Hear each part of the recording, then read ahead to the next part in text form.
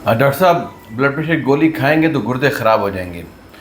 Doctor साहब blood pressure कितना होना चाहिए 60 साल की उम्र में? डॉक्टर साहब 160 ब्लड प्रेशर तो बिल्कुल ठीक है, कोई मसला ही कोई नहीं है। डॉक्टर साहब ब्लड प्रेशर मेरा 200 है, लेकिन मुझे तो पता ही कुछ नहीं है, मैं तो बिल्कुल ठीक हूँ, फिट फाट हूँ, हेल्दी हूँ, भाग दौड़ा हूँ। डॉक्टर साहब बीपी की गोली खाता हूँ, मेरे सर में दर्द होता है, मुझे कमज़ोरी होती है, मेरी थकावट हो जाती है, मैं घबराहट होती है, मैं नहीं खाऊँगा।